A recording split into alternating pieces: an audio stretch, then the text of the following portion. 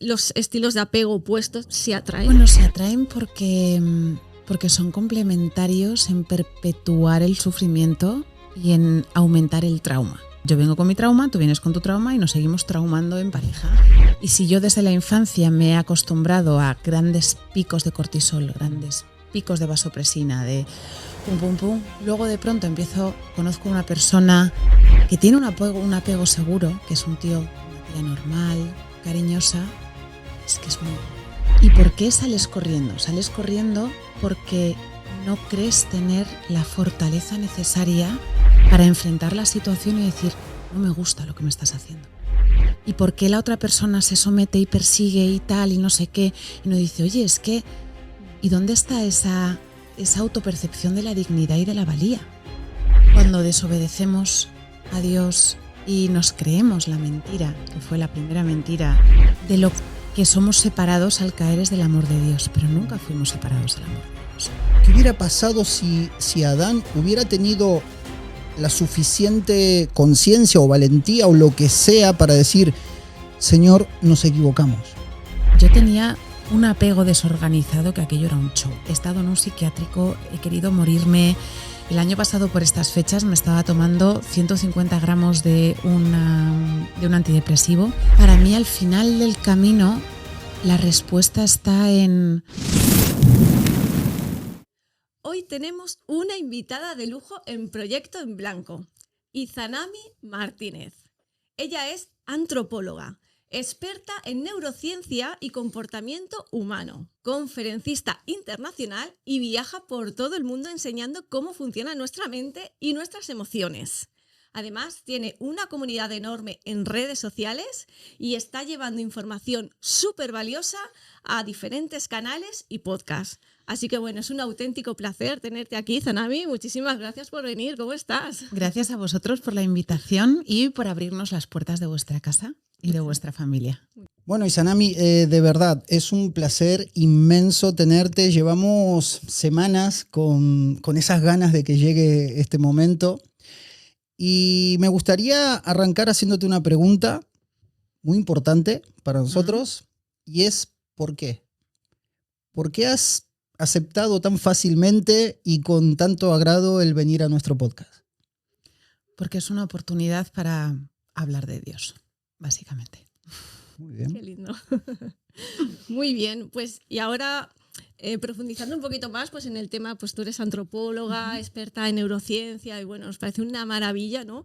Que alguien como tú también pueda venir a explicarnos un poco cómo funciona el tema de los apegos emocionales, ¿no? Que bueno, básicamente pues toda nuestra comunidad que nos sigue ha tenido algún tipo de experiencia con este tipo de apegos en la edad adulta. Y bueno, vamos a empezar por el principio, ¿no? ¿Cómo se desarrolla ese tipo de apego en un bebé, ¿no? Porque todo esto surge en la infancia, los apegos emocionales con los papás. ¿Cómo es ese vínculo? ¿Qué ocurre en el cerebro de un bebé? ¿O qué pasa? El apego al final es una estrategia de supervivencia. Generamos apego con nuestros padres o con los adultos que tenemos a nuestro alrededor porque si no tuviéramos una relación emocional con ellos, esas personas no se sacrificarían para cuidarnos, atender nuestras necesidades, no establecerían ese vínculo de empatía que les movería a la compasión de ayudarnos cuando lo necesitamos, y nuestra supervivencia pues correría muchísimo peligro. Al final, muchas veces evaluamos nuestro comportamiento entendiendo que estas circunstancias que tenemos de seguridad, de comida a 2 metros, de temperatura controlada, de falta de violencia, como algo estadísticamente relevante, y es todo lo contrario. O sea, aún a día de hoy, mirábamos las cifras el otro día, pero creo que eran 33 o 300, no me acuerdo. O sea, hay millones de niños que viven por debajo del umbral de la pobreza. Hay millones de niños para los que sobrevivir a los 5 años de edad es un milagro. Entonces, claro, nuestro cerebro nace en hipervigilancia. Y una de las cosas que tiene que asegurar es establecer un apego a los adultos que te rodean para garantizar que se van a preocupar y se van a ocupar de ti. ¿Y qué haría que un bebé o un niño empiece a desarrollar como un apego seguro o un apego inseguro? ¿En qué se puede basar eso? ¿Qué factores afectan? en la cantidad de miedo que sufra. Ujú. Si un bebé tiene la certeza absoluta de que cuando necesite a sus padres van a estar ahí, no va a dudar de la seguridad de el amor que merece, el amor que recibe y de su valor también personal. Ujú. Esta barbaridad absoluta del método Stivil, que está basado en un método, es un libro que escribió, creo que se llama Johanna Haas, no lo voy a pronunciar bien, pero se escribe en 1943 y el libro se llama La madre alemana y su primer hijo. Y este libro es el libro de cabecera de todos los sistemas educativos del Tercer Reich de Hitler, y es cómo educar a niños para que sean personas obedientes, sumisas y con perfil psicopático, es decir, útiles para un régimen militar, para que maten a personas. Y el método Stivil es eso punto por punto. Deja al niño, déjalo en la cuna, que se duerma solo, si llora no le coges, si se cae no le digas, ay pobrecito, déjale que se levante solo, dale de comer cada 4 horas. O sea, todas estas guías que lo que nos llevan es a la creencia de que los bebés manipulan, que el bebé llora para fastidiarte o llora para mentirte, cuando realmente el bebé llora porque cree que va a morir. Mm. Y cuando el bebé deja de llorar es porque su cerebro determina que, vale, nadie va a venir a ayudarme, tengo más probabilidades de sobrevivir si guardo silencio que si sigo llorando. No es que aprendan a dormir solitos, es que aprenden que nadie jamás va a venir a ayudarles. Hace unos días justamente veía un vídeo por ahí que hablaba de que, claro, cuando el bebé está en el vientre materno, ¿no? Está totalmente protegido, no necesita nada, está conectado a su madre. Y claro, en ese mismo instante en el que nace, se produce ese desprendimiento, ¿no? Así como espiritualmente hablando, nosotros tuvimos ese desprendimiento de Dios con el pecado. Sucede lo mismo con el bebé cuando nace con su madre, ¿no? Y este video hablaba de la importancia de esos primeros meses del bebé de recibir la atención correcta y necesaria por parte de la madre para que pueda desarrollar un apego lo más seguro posible, ¿no? Eso es correcto, digamos, en el niño. ¿Es así de importante esos primeros meses de vida recibir esa atención? Es que el niño no es consciente de que es un ser independiente a su madre. O sea, el niño es un periodo que se llama la exogestación, que son otros 9 meses más o menos, depende del ritmo de desarrollo, pero otros 9 meses en los que idealmente el bebé tendría que estar pegado al cuerpo de su madre todo el tiempo. Porque el bebé no es consciente de que es un ente separado a su madre hasta que el bebé no empiezan, esto que hacen que se empiezan a mirar las manitas, se empiezan a mirar los pies, se empiezan a meter las manitas en la boca, el bebé lo que está descubriendo es que él tiene un cuerpo en sí mismo, que puede sentir y que puede, pero eso ocurre a partir de los 6, 7 mesecitos, o sea, ese periodo de exogestación, para limitar al máximo el trauma, el bebé tendría que estar todo el tiempo posible pegado al cuerpo de la madre. ¿Vale el cuerpo del padre? Es un buen sucedáneo.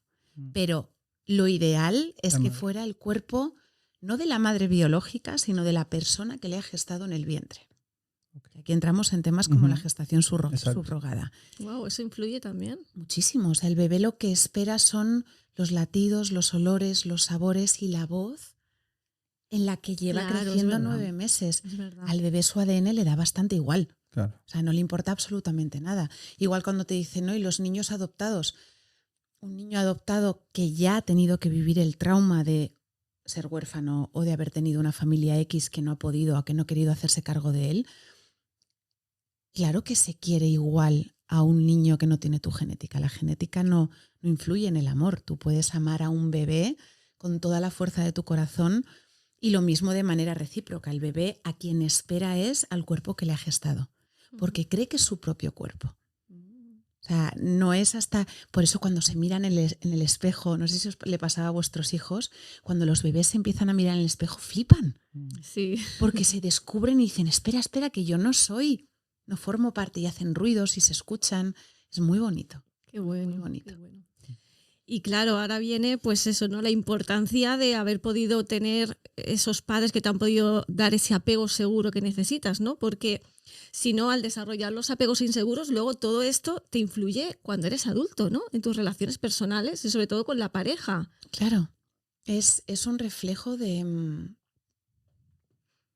Al final nuestro estilo de apego, como se le llama ahora, no es otra cosa que la sintomatología de las heridas que ha dejado el miedo al rechazo y el miedo a morir porque no había personas a tu alrededor cuidándote y queriéndote, que deja en tu comportamiento. O sea, especialmente entre los 0 y los 6, que ocurre la primera poda neuronal, y realmente hasta los 21 en las mujeres, 25 en los hombres, que no termina de consolidarse el cerebro y de desarrollarse, por ejemplo, la corteza prefrontal. Hay un proceso ahí en el que todas nuestras experiencias marcan el desarrollo morfológico del cerebro. O sea, es una cuestión palpable de neuronas, de masa gris, de conexiones, de áreas que se desarrollan bien y áreas que no se desarrollan según el diseño de fabricante. O sea, el cerebro venía con un diseño del fabricante, es como esto, ¿sabes los bizcochos estos que compras para terminar de hacer en casa? Que vienen con las instrucciones, sí. Y entonces tú vienes y entonces te tendría que quedar una tarta de Oreo súper bonita como la de la foto, y depende de cómo hagas la tarta de Oreo se parece más o menos a la de la foto. Ajá. Pues con los estilos de apego pasa lo mismo. O sea, el cerebro está diseñado para desarrollar un estilo de apego seguro, maravilloso, que te permita tratar a los demás con amor, a ti mismo con amor, a defender tu dignidad, a defender la dignidad de los demás. Estamos diseñados para eso. Pero el miedo entra, la mentira entra, el dolor entra y rompe eso y desconfigura el diseño. En vez de hacer la tarta bien, la hacemos al revés y luego pues... Literalmente creo que vivimos así, ¿no? Qué importante es el conocer todo esto y a la vez el conocernos nosotros mismos, ¿no? Poder ponerle nombre a esto que nos pasa. Para mí fue un despertar, ¿no? Porque, como comentábamos antes, llevábamos 13 años en una relación, se puede decir, totalmente tóxica, mala, fea, y para nosotros literalmente fue... desechar esa relación y comenzar una nueva a partir de comenzar a comprender, ¿no? Claro, porque estos apegos inseguros que se generan por esas heridas, ¿no? La herida de abandono, la herida de rechazo. ¿Cómo funcionan? O sea, nosotros lo sabemos, ¿no? Porque es lo que experimentamos, pero por ejemplo, así biológicamente, ¿no? ¿Qué ocurre en nuestro cerebro cuando vivimos situaciones que igual nos hacen recordar esa herida de abandono o esa herida de rechazo de la infancia, ¿no? Y nos hace reaccionar de adultos, pero de una manera inconsciente. O sea, es como... Claro. Es algo que no entendemos hasta que aprendemos todo esto de los apegos, pero ¿cómo funciona esa herida, ¿no? Que nos hace reaccionar?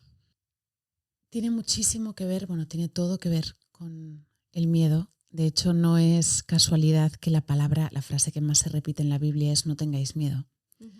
Porque cuando analizas el origen del dolor que causamos a los demás y que nos causamos a nosotros mismos, suele ser el miedo. De hecho, los trastornos de salud mental, quitando la psicopatía, la esquizofrenia y un par de cosas más que son más genéticas y morfológicas, la ansiedad, la depresión, el trastorno límite de la personalidad, todo de una manera o de otra es el resultado de una cronificación de la hipervigilancia, del miedo, del estado de supervivencia.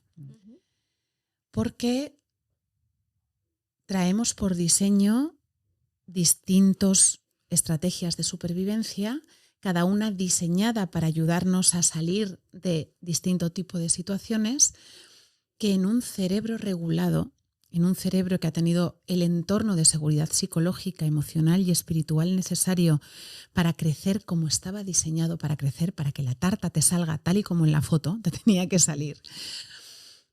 Esos estilos, o sea, esas respuestas de supervivencia funcionan cuando de verdad tu vida corre peligro o cuando de verdad las necesitas y duran el tiempo que están diseñadas para durar. 60 segundos, 1 minuto, 2 minutos, 3 minutos. ¿Qué pasa? Que como nuestro entorno hace que nuestro cerebro se desarrolle mal, esas respuestas se cronifican, se automatizan y lo que sería el termostato de cuando se lanzan se desregula. Es como si, oye, pues tenemos la calefacción para que salte a, yo qué sé, no sé cómo de friolero sois, pero ponle 14 grados. Vale. ¿Sí? ¿Compramos barco? Vale, pues 14 grados. Ponemos la calefacción para que salte a los 14 grados. Eso sería lo normal. Pero claro, de pronto igual he tenido tanto miedo durante mi infancia cronificado y mi cerebro ha determinado que vivo en un entorno tan peligroso porque los adultos que me rodeaban no me prestaban atención o me gritaban o solo me hacían caso cuando yo lloraba o tenía que hacer cosas muy extremas para que me miraran y me hablasen. El termostato se pone a, yo qué sé, a 25 grados. Y entonces esas respuestas de supervivencia se convierten en la manera en la que nos relacionamos con los demás cuando realmente no tendríamos por qué temer por nuestra supervivencia. Claro, porque por ejemplo una persona con apego evitativo, una de sus reacciones enseguida cuando tienen miedo es como, o se sienten amenazados, es huir, ¿no? Claro. Huyen del conflicto, huyen de las conversaciones emocionales, todo lo que le incomoda, ¿no? Como que le hace huir, ¿no? Es una de sus estrategias, ¿no? Para sobrellevar esto. Y claro, tiene que ver, será que tiene que ver con esto de la supervivencia, con el instinto Claro. de supervivencia. Se le activa Claro. el miedo, al igual que el apego ansioso, que como tiene ese miedo al abandono, pues que se le activa el tengo que hacer que mi pareja pues no se vaya, tengo que mantenerla acá de alguna manera y por eso son tan insistentes y tienen como esa sensación de que los van a abandonar, ¿no? Muy interesante.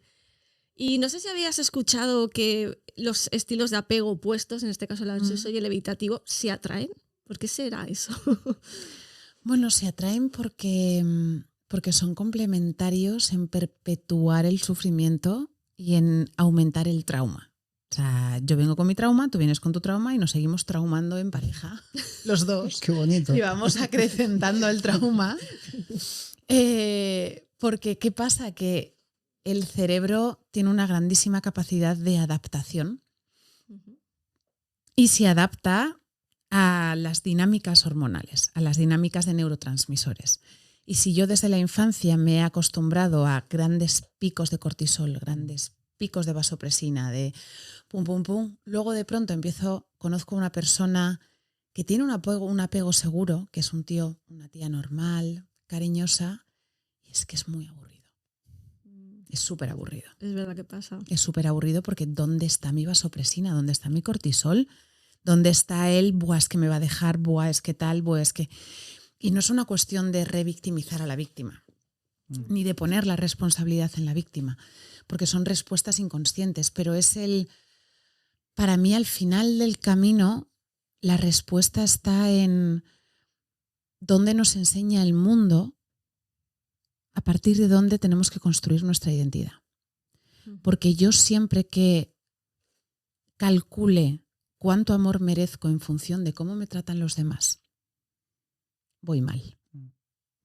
Tenga apego evitativo, tenga apego, o sea, cualquier tipo de apego, en el fondo de dónde viene. ¿Tú por qué sales corriendo?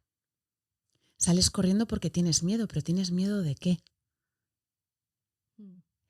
¿Y por qué sales corriendo? Sales corriendo porque no crees tener la fortaleza necesaria para enfrentar la situación y decir, no me gusta lo que me estás haciendo.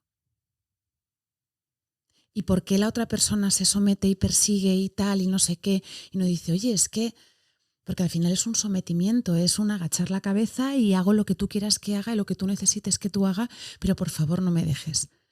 ¿Y dónde está esa esa autopercepción de la dignidad y de la valía. No es quiéreme a cualquier costa. No, este soy yo, esta es mi dignidad. Ya. Si tú no la ves, es tu problema, no es el mío. ¿Sabes? Entonces es una falta de... Es vernos... O sea, es creernos la mentira del mundo de que no valemos, no tenemos ningún valor intrínseco, no tenemos ninguna dignidad intrínseca y que los demás tienen la capacidad de hacernos daño, que no es real. Que al final es un poco lo que no aprendimos cuando éramos pequeños, esa seguridad que nos dieron nuestros padres, esa educación, ese amor incondicional, ¿no?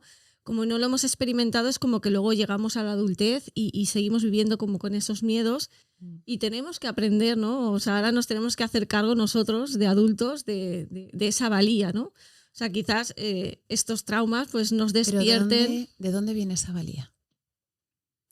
Claro, tiene que venir de uno mismo, podría ser, pero es verdad que nos fallamos. O sea, el ser humano nos creemos que podemos con muchas cosas y es verdad que muchas veces fracasamos. O sea, es verdad que no depende de nosotros, ¿no? Es algo superior y es verdad que hay que cogerse también a esa fuerza, ¿no? Si no la conoces. Pero... Claro, es como el amor que podemos creer, sentir o experimentar nosotros, a ese amor que todo lo puede, no es lo mismo. No es lo mismo. Y es un amor que muchas veces no se conoce, no lo conocemos, ese amor. Claro. No, seguro que no. Ahora, decías esa mentira del mundo, ¿no? Creo que eso es súper profundo en el sentido de todo lo que abarca, ¿no? Esa mentira. Porque yo puedo identificar, o la gente puede identificar sí, esto es verdad, pero abarca tanto que por eso también nos lo pone muy difícil el poder verlo, ¿no? El poder identificarlo, claro. Porque es tan amplia, creo que en prácticamente todos los aspectos de nuestra vida no podemos encontrar esa gran mentira que hay fuera, ¿no? Claro. Antes decías que en el Edén, cuando desobedecemos a Dios y nos creemos la mentira, que fue la primera mentira de Satanás, de lo que somos separados al caer es del amor de Dios, pero nunca fuimos separados del amor de Dios. Dios nunca dejó de amarnos. Exacto. Porque si nos hubiera dejado de amar, no se hubiera hecho 100% hombre, 100% Dios como Cristo y hubiera venido. O sea, nos habría dado por perdidos y habría hecho el diluvio universal y habría dicho: se acabó. Fin. Ya está. O sea, se acabó, voy a inventarme otra cosa, voy a hacer otra cosa, pero con estos ya he perdido el todo, ¿no? Pero lo que realmente pasa ahí es que, fíjate que hay un versículo en Génesis en el que lo que Dios le dice a Adán y a Eva es: id, multiplicaos, fructificad y enseñorear la tierra. En el Edén, Dios lo que le está dando a Adán y a Eva son las llaves del reino. Les está diciendo: todo esto es para que vosotros lo lideréis, para que tengáis poder sobre las aves, sobre los animales, sobre todo. En la caída pasan muchas cosas, pero una de las cosas que pasa es que Adán y Eva pierden las llaves del reino. ¿Y quién se queda con las llaves del reino? Satanás. Por eso, cuando Satanás tienta a Jesús en el desierto, le dice con toda autoridad el: arrodíllate ante mí, porque todo lo que ves te lo puedo dar, porque a mí me ha sido dado. Y a lo largo de la palabra nos encontramos muchísimos versículos que nos dicen que el príncipe de este mundo es Satanás. Vivimos en un mundo, o sea, nuestra lucha no es contra carne y sangre, es contra principados, contra potestades, contra gobernadores y contra huestes. Los principados, las potestades y los gobernadores son humanos, son cizañas, son personas que aparentemente son como nosotros, pero que haces así y no dan fruto, porque por sus frutos los reconocerás.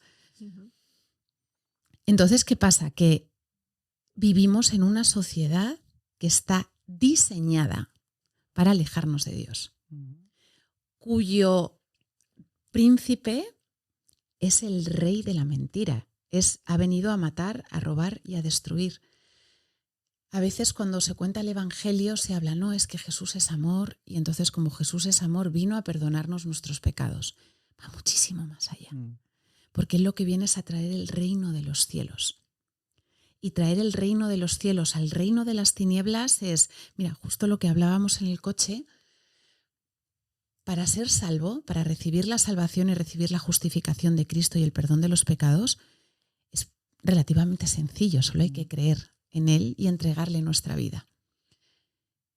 Y hay muchas personas que viven habiendo escuchado ese evangelio, habiendo creído, habiendo intentado vivir en obediencia a Dios, pero sin tener acceso al reino de los cielos.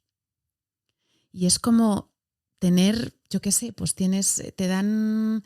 llegas a un piso, a una casa que tiene la suscripción a Netflix, a Movistar Plus, al Amazon Prime, que te mandan comida a domicilio gratis tal, estás en un hotel con buffet libre y no comes nada porque crees que no tenías derecho a comerlo.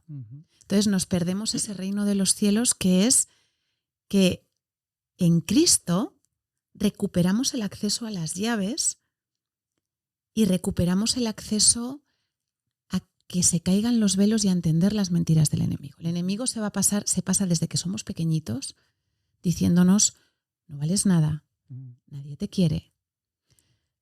Diciéndole a tus padres, pero ¿cómo piensa en ti? Vete de viaje, deja a tus hijos si tienes que pensar en ti, si tú eres más importante, quiérete a ti mismo, quiérete a ti misma. O sea, es una cultura narcisista, psicopática, que lo que está haciendo a través de una ingeniería social es destruir instituciones como la familia, destruir instituciones como el matrimonio, para aislarnos y para hacernos mucho más susceptibles de controlar. Totalmente de acuerdo. Volviendo rápidamente al pecado, al primer pecado, sí. ¿No? Hace poco justamente hablábamos con Marian y lo había escuchado miles de veces, pero como que en ese momento me hizo un clic el hecho de, en el mismo instante en el que Adán y Eva desobedecen a Dios, ¿no? Dios ya les había dicho, de ese fruto no comeréis porque ciertamente moriréis, ¿no? Claro, cuando ellos pecan automáticamente se sintieron avergonzados. Así es. Encontraron, o sea, entró en ellos la vergüenza, ¿no? La culpa. Y otra cosa que también me llama mucho la atención es cuando Dios, que se paseaba por el huerto y los ve que estaban escondidos y le pregunta a Adán, ¿qué has hecho, Adán? Y Adán automáticamente lo que hizo, echarle la culpa a él y a Eva. Claro. Porque le dice, la mujer que tú me has dado. Sí. Ha hecho esto y luego ya no es que la serpiente lleva la serpiente, claro. Sí. Y yo pensaba, ¿no? Llevando todo esto a la parte emocional y todo esto, decía, ¿qué hubiera pasado si Adán hubiera tenido la suficiente conciencia o valentía o lo que sea para decir, Señor, nos equivocamos? O más coloquialmente, la cagué, lo siento. Lo siento muchísimo. ¿Qué hubiera pasado, no? Me llama mucho la atención eso. Intento relacionar mucho, ¿no? Con el tema emocional, porque desde luego yo creo que tanto la carne como el espíritu, como nuestra mente, nuestro corazón, todo tiene que ver con todo, ¿no? Creo que tiene que estar todo en un orden. Porque si me creo muy espiritual, pero mi corazón no está en orden, mis sentimientos, mis emociones no están en orden, algo falla ahí. O mi cuerpo, si no lo cuido, no cuido el templo, pero me creo muy espiritual, algo creo que falla ahí, ¿no? Por eso digo que creo que todo tiene que ver y tiene que estar en un orden. Bueno, me estoy yendo un poco por las ramas. Pero espera, perdóname, Mariam, es que justo esto que has dicho me recuerda ese versículo del Nuevo Testamento que se usa a veces para justificar la salvación por obras, pero que es el de la fe sin obras está muerta. Hay una fe ideológica, hay una corriente de personas con una religiosidad natural que dicen, no, yo soy súper espiritual. igual van a misa o van al culto o independientemente de tal, o sea, ellos van de yo tengo mucha fe y yo creo mucho que Dios existe. Pero claro, es que con creer no basta, porque los demonios creen y tiemblan ante los pies de Cristo. Y seguro que nadie se cree más la existencia de Dios que Satanás. Y nadie se sabe mejor la Biblia que Satanás. Pero, y tiembla y es consciente del poder de Dios. Pero nos falta la tercera parte, que es la obediencia. ¿Por qué Satanás fue expulsado? Porque no obedeció. ¿Por qué Adán y Eva han sido expulsados? Porque no han obedecido. No es por obras, porque por obras nos íbamos todos al Seol de cabeza, vamos para allá. Pero sí hay una parte de entregarlo todo, porque te cuesta todo. Que a veces contamos el Evangelio, la parte bonita. Jesús te quiere, Dios es amor. Yo he llegado a escuchar en entornos cristianos y católicos, el infierno no existe. Dios nos quiere a todos. Un Dios que es amor no juzga. ¿Cómo va a castigar un Dios que es amor? Y es como, bueno, y nos da todo lo que queremos. Si yo le diera a mis hijos todo lo que quieren, estarían diabéticos, los dos, porque se alimentarían de chucherías.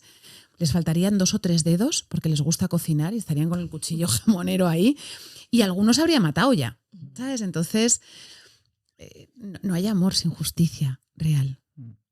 Sí, lamentablemente la religiosidad y el hombre cada vez fueron alejando más, ¿no? a las personas de lo espiritual, de lo real. Claro.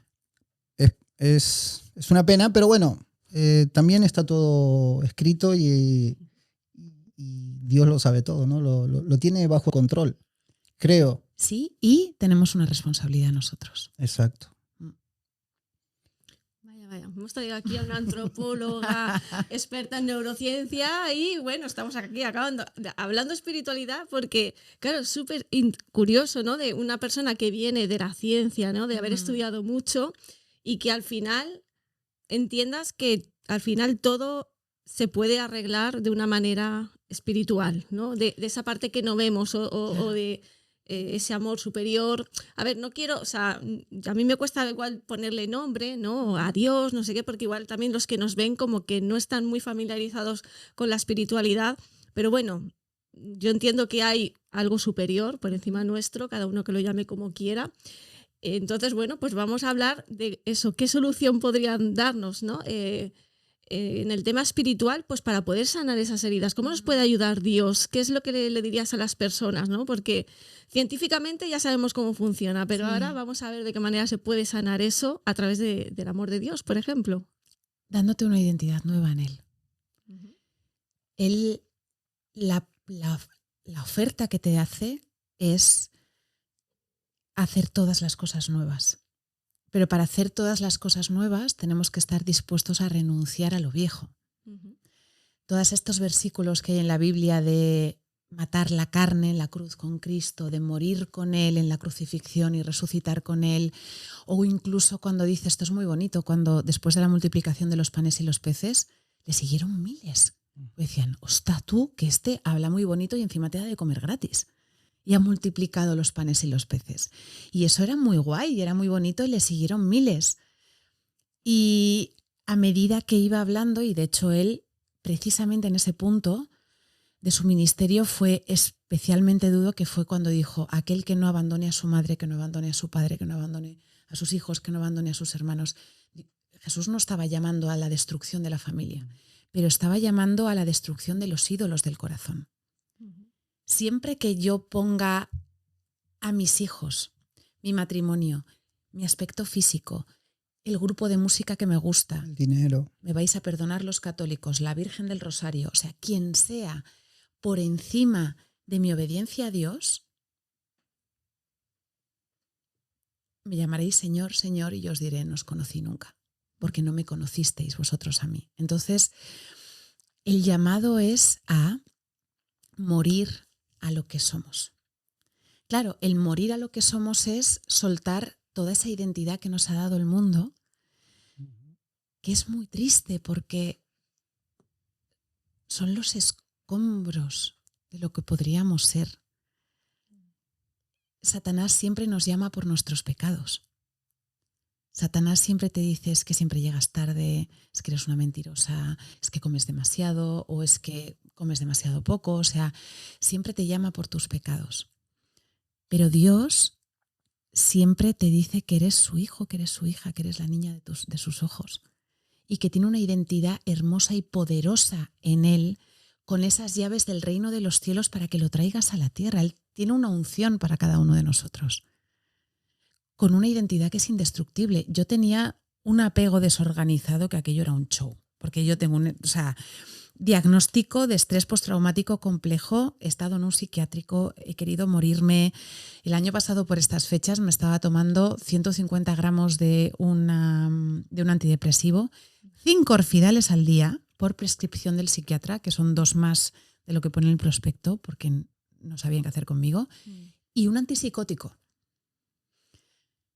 Y el Señor, en ese proceso de renovación, porque no siempre es instantáneo, normalmente es un proceso, tú vas muriendo a cosas de ti, vas entregándole cosas, Él te va dando esa revelación de pecado de, bueno, Izanami, ahora vamos a ver el tema del tabaco.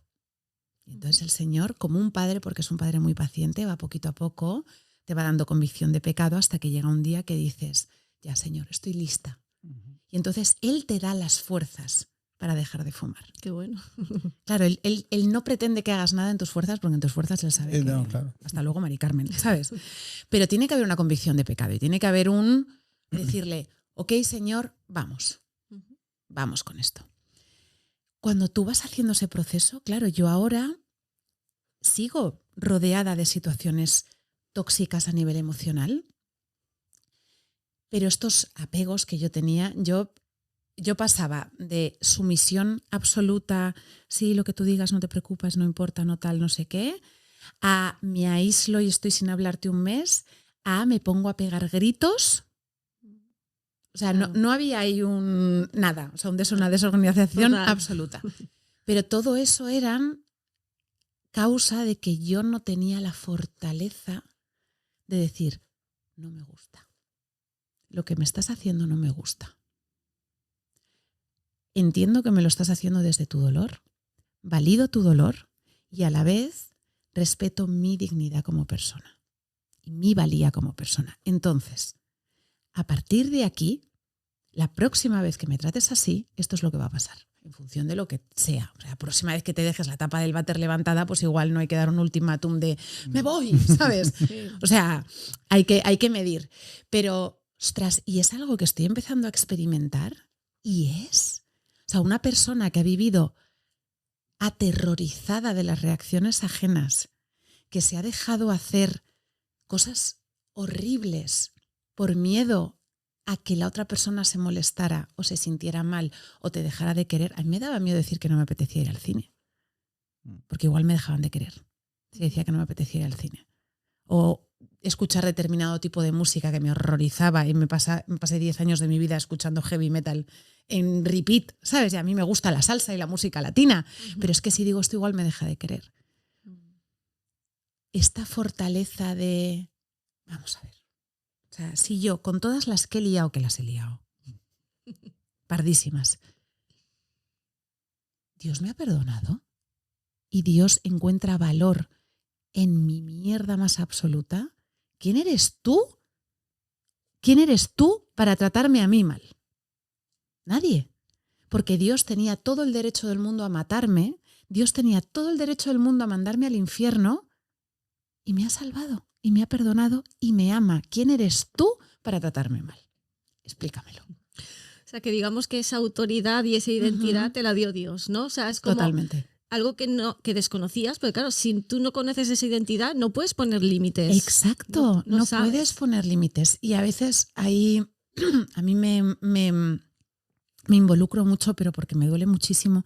Sabes que Dios a todos nos pone una causa social o algo que especialmente nos mueve, y a mí es todo el tema de la trata de mujeres, de la explotación sexual de mujeres. Y a veces cuando hablo de esto en redes, hay un grandísimo porcentaje de las personas, incluidas las mujeres, que a mí es lo que más me fascina, porque al final vosotros desde vuestra experiencia tenéis menos conocimiento de cosas que nos pasan a nosotras, ¿no? Y ahora voy a explicar por qué. La cantidad de mujeres que dicen se prostituyen porque quieren es tremendo. Pero realmente ninguna niña nace y su sueño es ser prostituta. Y ningún padre sueña para su hija que sea prostituta. O sea, ¿por qué? Porque es explotación sexual, la sexualidad, nuestro cuerpo. Mira, nos explicaban ayer una cosa preciosa, que hablaban de las relaciones íntimas como el tabernáculo de Dios. Está el atrio del templo, que es la parte más social, luego está la parte que es un poco más sagrada, pero luego hay una parte nuestra, que es la cosa más santa, más sagrada de toda, que está reservada para la persona con la que somos una sola carne y que nos ama en profundidad. Claro, esa visión para mí, ahora, porque antes era una cosa represiva, tradicional, opresiva, machista y patriarcal, ¿vale? Pero ahora, gracias a Dios, dices, ostras, qué bonito que alguien se acerque a tu cuerpo como si fuera un templo, como si fuera el lugar más hermoso, más sagrado del mundo, y que dé gracias a Dios de poder tocarte ¿sabes? Eres el felpudo de la puerta y cualquiera se puede limpiar los pies encima de ti. Entonces, esto, llevado a las relaciones de pareja, nos dejamos hacer tantas cosas tan horribles. Nos dejamos... Y la otra persona, yo realmente creo que personas con maldad intrínseca son un porcentaje pequeño de la población. Porque si no, esto ya sería yo creo que es un el 2%. O sea, de hecho, yo creo que está muy relacionado con este porcentaje medido de personas con perfil psicopático y con trastorno narcisista, que es que directamente no tienen la capacidad morfológica de ser empáticos. Porque una cosa interesante que pasa, que hace el dolor, es que las infancias complicadas hacen dos cosas.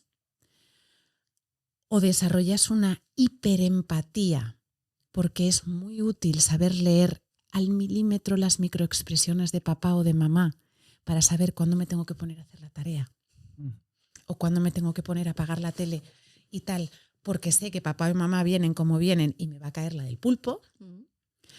O la otra opción que toma el cerebro es desconexión. Entonces no se desarrolla el sistema límbico como se tendría que desarrollar, no se desarrollan las neuronas espejo y tenemos adultos que son incapaces de sentir dolor o tristeza cuando ven a alguien sufrir, que son funcionalmente psicópatas.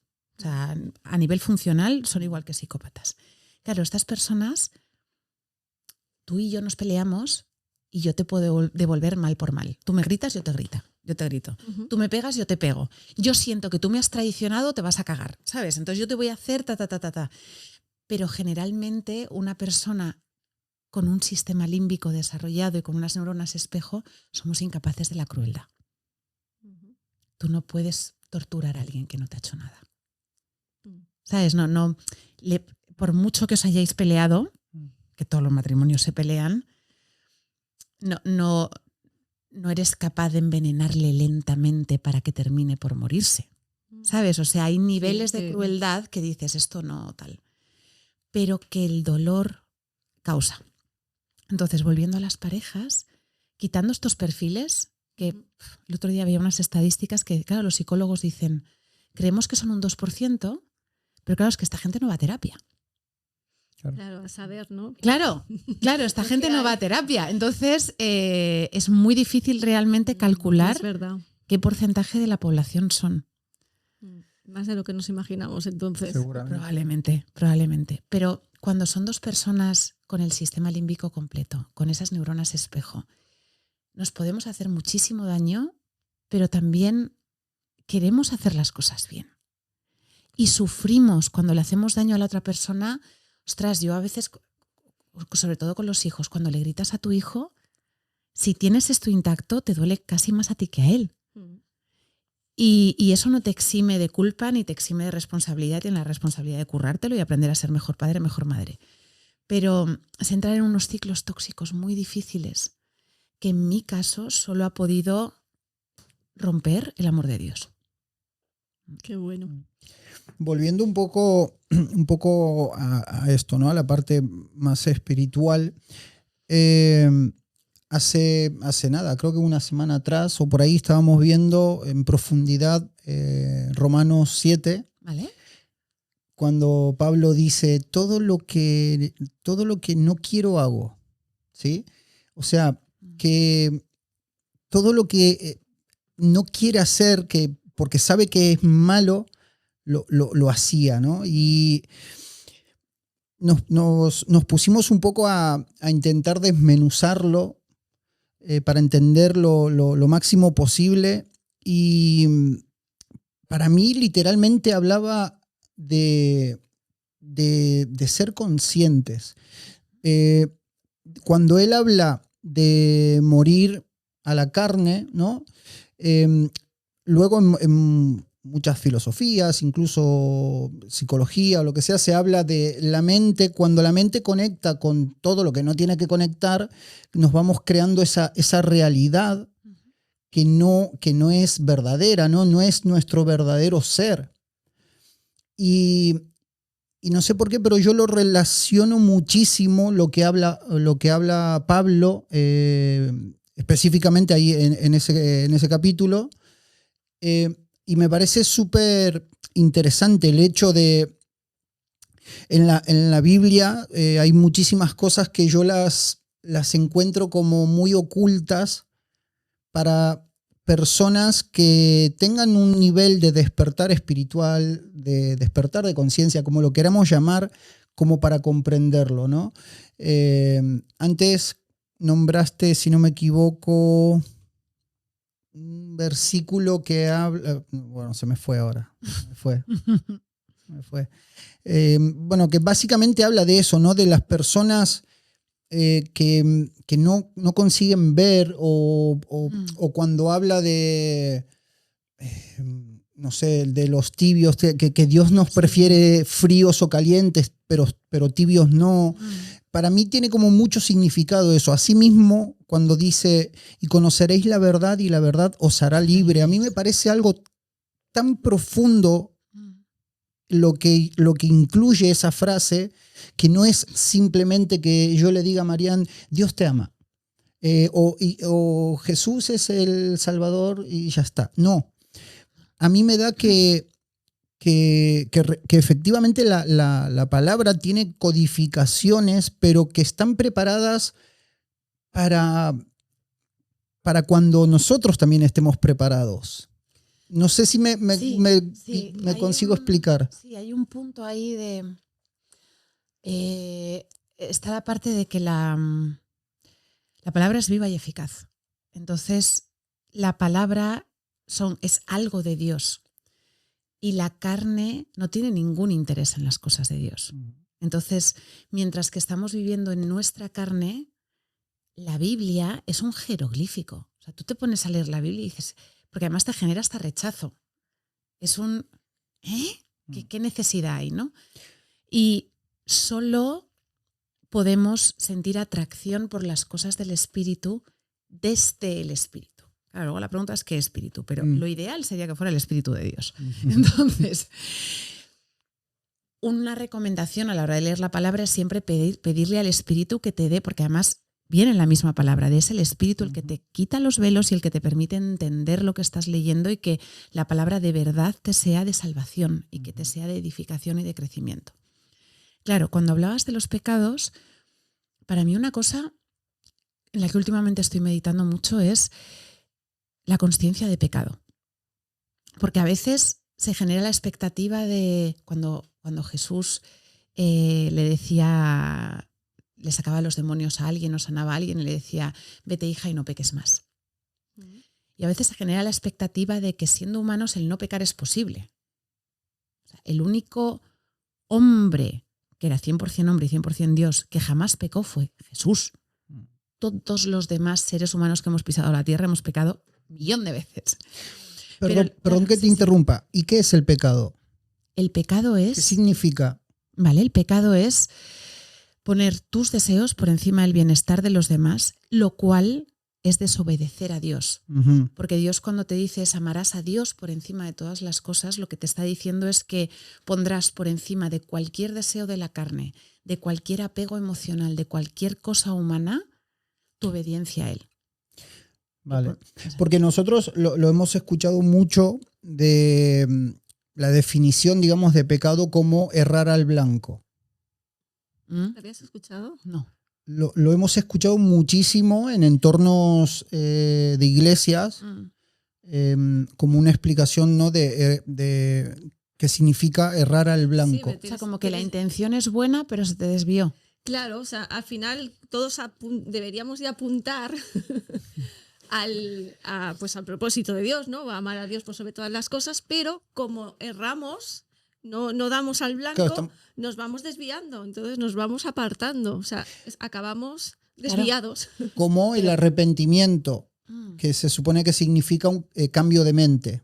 Claro, pero eso solamente te lo puede dar el Espíritu. Sí, sí, sí. Claro, la convicción de pecado solo te la puede dar el Espíritu. Y la única diferencia real entre una persona que sigue viviendo en la carne y una persona que está empezando a caminar en el Espíritu, o un Pablo que llevaba viviendo en el Espíritu, que cuando ves cómo habla de sí mismo, de soy, perdonadme la palabra, una mierda, ¿sabes? La única diferencia es la convicción de pecado. Yo antes pecaba y pecaba a gusto.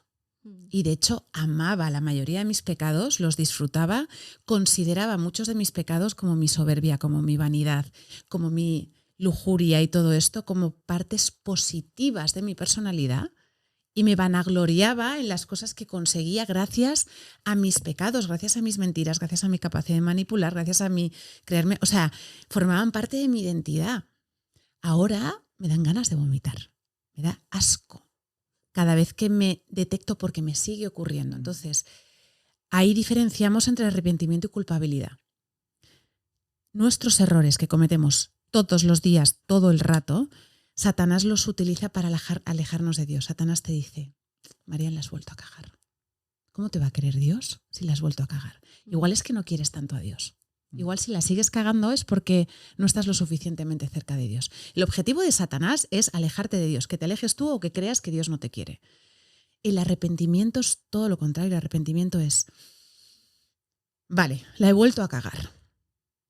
Y a la vez lo que hago es que te pido, Señor, que me des más fortaleza, más discernimiento para la próxima vez estar más alerta en el espíritu y de intentar no cagarla, pero sabiendo que la vas a cagar.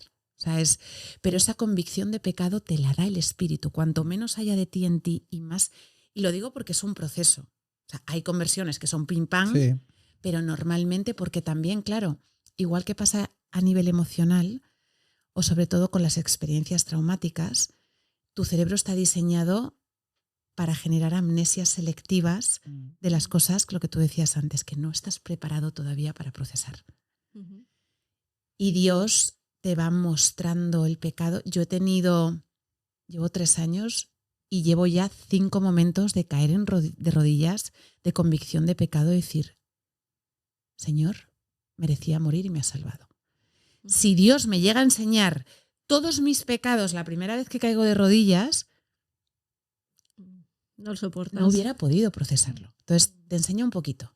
Vale, hasta aquí de pecado, ¿ok?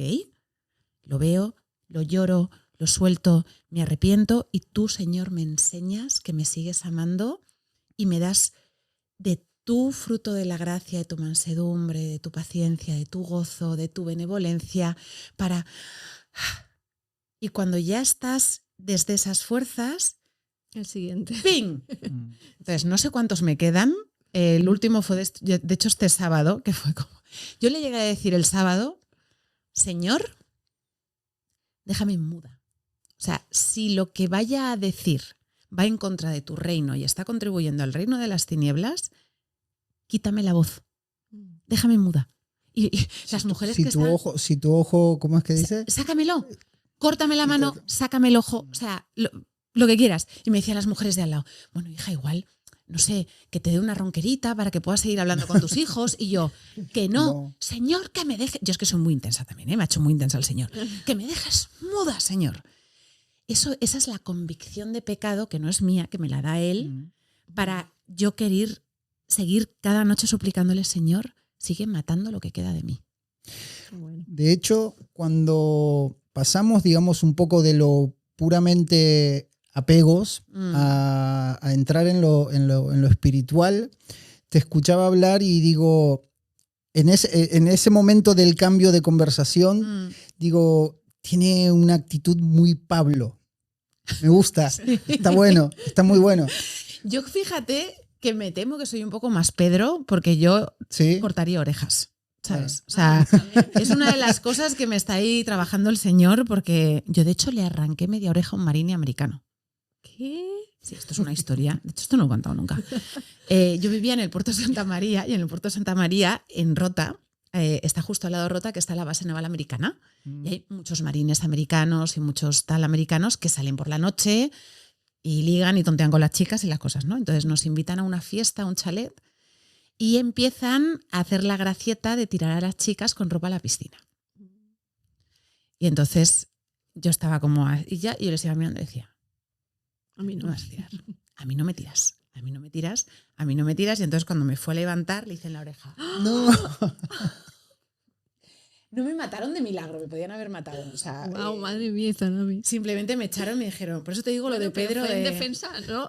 No, sí. O sea, sé que es un pecado y a la vez no quería que me tiraran a la piscina. Bueno, una mezcla entre Pedro y Pablo. Sí, por eso yo no me había leído la Biblia nunca. Cuando leo lo de la oreja digo, ¡dales, Pedro! ¡Córtales las dos orejas! Sí. ¿Sabes? No, pero es bueno. Pablo era un maestro de la palabra también. Sí. Por eso digo que, bueno, entonces igual es más esa mezcla. Mira, en lo que sí me identifica a Pablo es que yo fui muy Saulo. Yo llevé a muchísimas personas al reino de las tinieblas, enseñando cosas de New Age.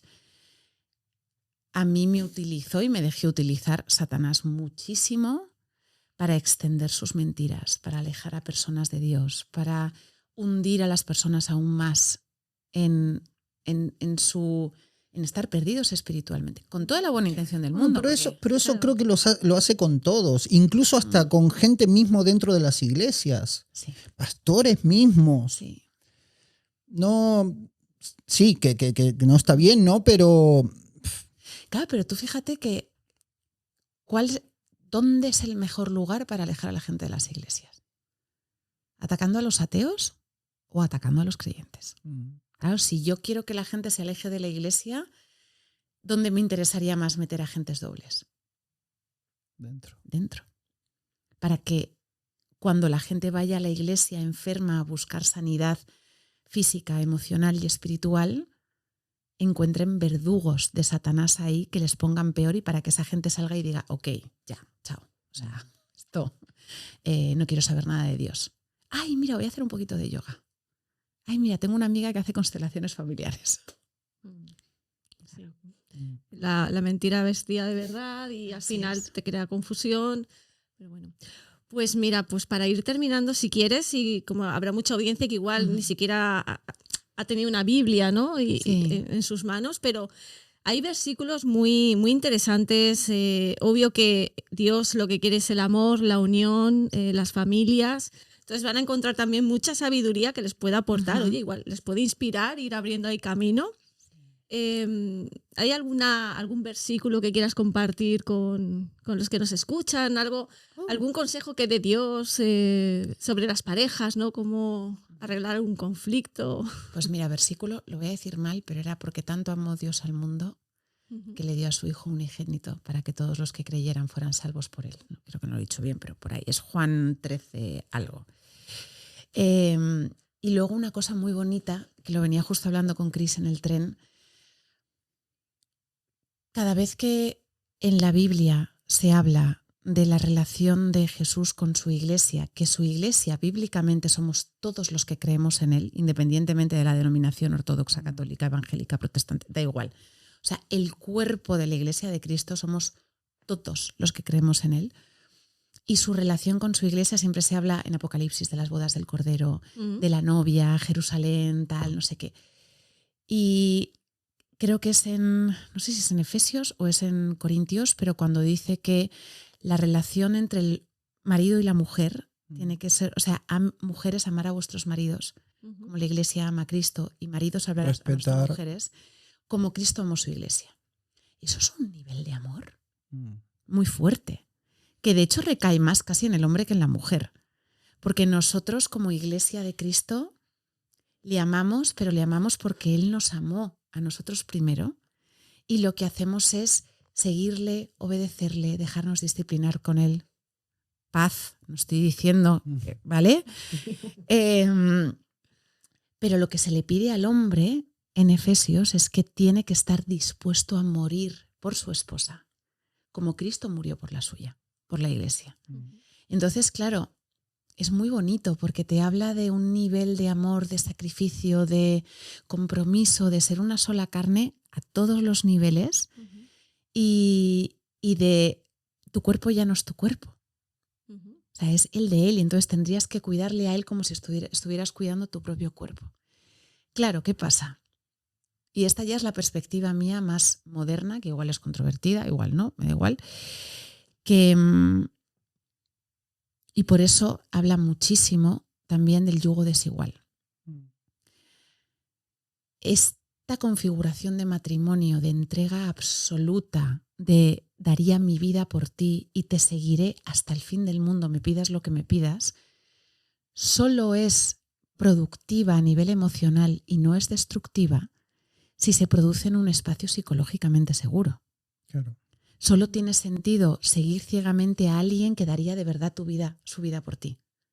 Seguir ciegamente a alguien que va a poner sistemáticamente sus deseos por encima de tus necesidades es maltrato. Entonces, claro, traído al mundo actual, la invitación a todos los matrimonios es a intentar explorar ese amor que nada tiene que ver con el enamoramiento que nos venden en las películas, que es una decisión diaria de poner los deseos del otro, las necesidades del otro por delante de las nuestras, pero que solo es sana y segura cuando más o menos el nivel de intención es similar. Siempre hay uno que es más intenso que el otro y está más por la labor y más motivado y luego las motivaciones van variando, pero es imprescindible que haya una reciprocidad, porque si no, el uno o el otro te estás poniendo en una situación que yo estoy convencida que Dios no quiere que vivas.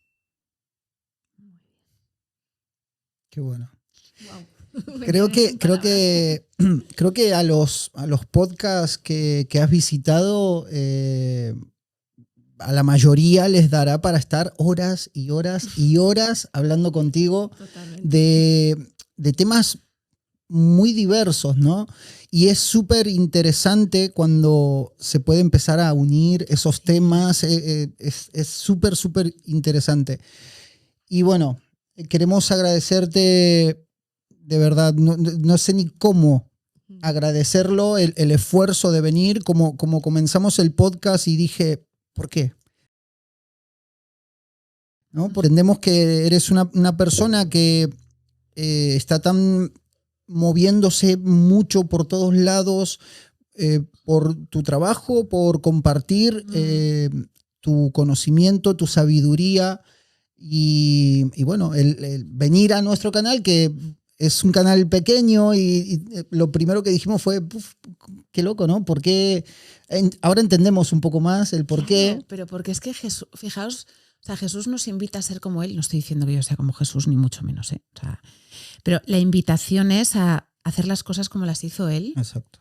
Y Él le daba igual si había una persona, si había 100, si había 1.000.000. O sea, el llamado es a ve donde te llamen y habla de mí. Ya está. Que si hay 20, hay 20. O sea, si una sola persona en el tiempo mundial en el que esto esté subido a internet, por ver esta conversación, siente la necesidad de abrir la Biblia, o ya tiene una relación con Dios, pero siente la necesidad de, ostras, le voy a pedir al Señor que entre con el lanzallamas, morir a mí mismo y que ser más de Él. O sea, ya está. Se ha hecho su voluntad. Ya está. Claro. O sea, y si no pasa, también, porque es su plan. O sea, ya está. O sea, Él a mí me ha dado una profesión que económicamente me da la libertad de tener tiempo libre para poder hacer estas cosas. Entonces, ese tiempo que Él me está dando por gracia, porque no lo merezco, porque no merezco ganar más dinero que nadie, tiene que ser para su gloria. No es para mí, es para Él. Entonces, pues, a Valencia, nos vamos a Valencia y vamos a Carlota. Y ya está, y es una maravilla. No, de verdad, ha sido un placer inmenso. Dios quiera nos vuelva a cruzar en el camino y poder seguir sacando jugo a todo tu conocimiento, que se nota que es mucho. Nosotros te seguimos bastante, vemos cuando estás en un podcast, en otro y tal, y nos encanta. Así que, de nuevo. Pues muchísimas gracias. Y de parte de toda la comunidad también. Bueno, poco más. Espero que hayan disfrutado de toda esta sabiduría que les trajimos hoy. Como siempre decimos, sabemos que es muy importante no solo quedarnos con el evitativo hace esto, el evitativo hace lo otro, el evitativo hace aquello. No, tenemos que aprender, tenemos que también vernos interiormente nosotros. Es muy bonito, es entretenido muchas veces ver la discusión, pero es más edificante el que aprendamos. Por eso el esfuerzo que ha hecho Izanami hoy, ojalá lo puedan aprovechar muchísimo. Y nos vemos en la próxima. Hasta la próxima.